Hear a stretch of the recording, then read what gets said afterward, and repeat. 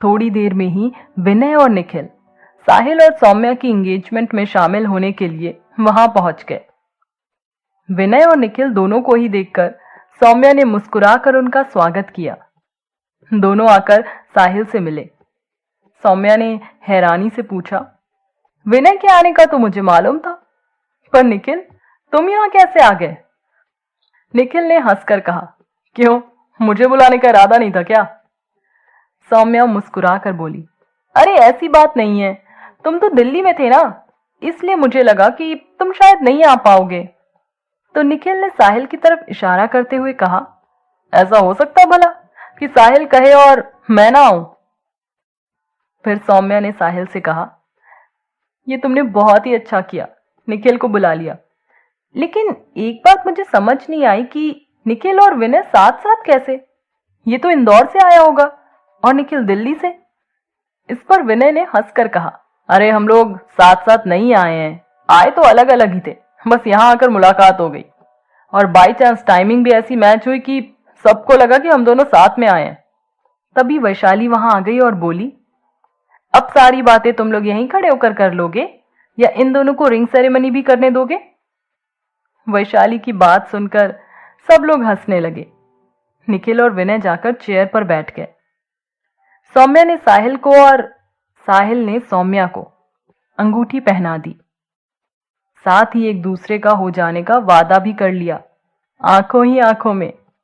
ये पल दोनों के लिए इतना खास था जो शब्दों में बयां ही नहीं किया जा सकता। साहिल पीले रंग की ड्रेस में सजी सौम्या को देखे जा रहा था।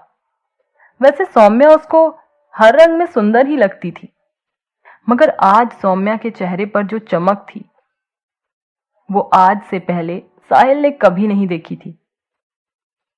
सौम्या नजरें झुकाए शर्माती सकुचाती सी साहिल के बगल में खड़ी थी और सब लोग आकर दोनों को बधाइयां दे रहे थे।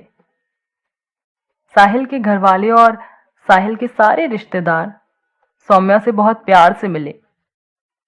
सौम्या ने भी मन ही मन जैसे सबको अपना बना लिया। साहिल की दोनों बहनें सौम्या के पास आकर खड़ी हो गईं और सौम्या से बात करने लगी।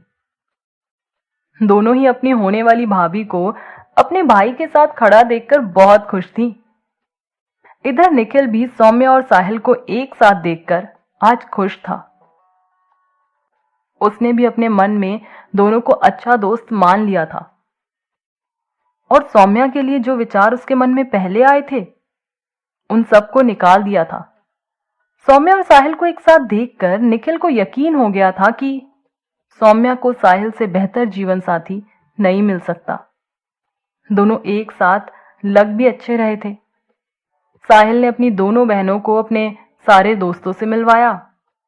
निखिल से मिलवाते हुए साहिल ने बताया, ऋतु भी 12th के साथ में मेडिकल एंट्रेंस की तैयारी कर रही है।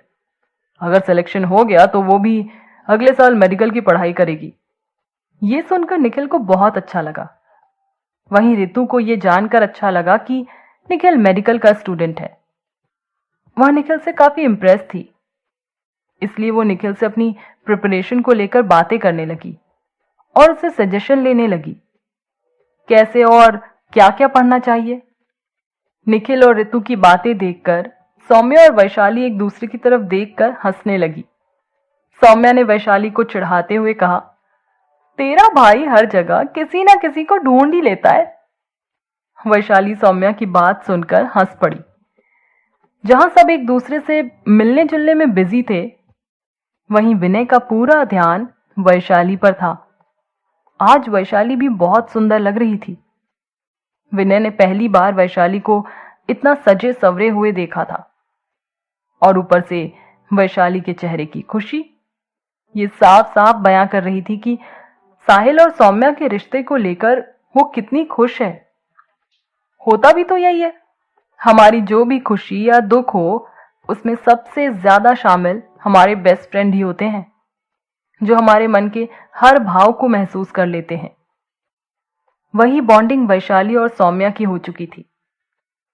विनय वैशाली को देखते हुए यही इंतजार कर रहा था कि उसको वैशाली से बात करने का मौका मिल जाए।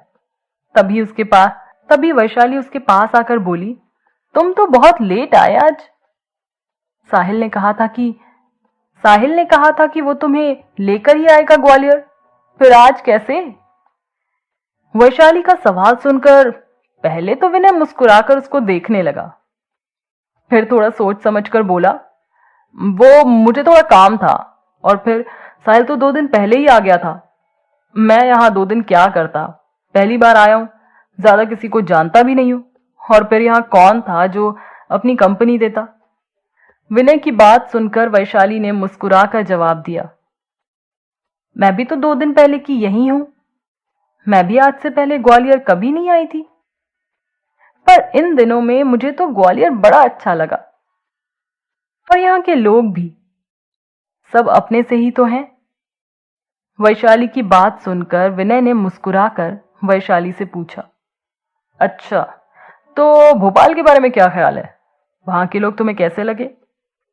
विनय का इशारा समझते हुए वैशाली उसको देखकर हंसने लगी और फिर इतराते हुए बोली, भोपाल के लोगों से अभी मेरा पाला नहीं पड़ा है, और जितना पड़ा है उतना तो अच्छे ही लगे हैं वहां के लोग। वैशाली की बात सुनकर विनय भी हंसने लगा, फिर बोला, चलो इनडायरेक्टली ही सही, कम से कम तुमने ये तो कहा कि मैं तुम्हें अच्छा लगा। विनय की बात सुनकर वैशाली बोली, अरे मैंने तुम्हारा नाम कहाँ लिया है, और कहकर हंसते हुए वहां से चली गई। विनय फिर खड़ा चुपचाप उसको देखता रहा और सोचने लगा, वैशाली भी बड़ी अजीब है, हर बार कहते कहते रुक जाती है। विनय को अभी इंतजार था कि वैशाली वापस उसके पास आए और वो फिर उससे बात करे। आज सब लोग अपनी अपनी बातों में बिजी थे, साहिल और सौम्या, विनय और वैशाली, वहीं निखिल और ऋतु की भी अच्छी खासी बातें होने लगी थी। क्या निखिल और ऋतु एक दूसरे के दोस्त बन पाएंगे? जानने के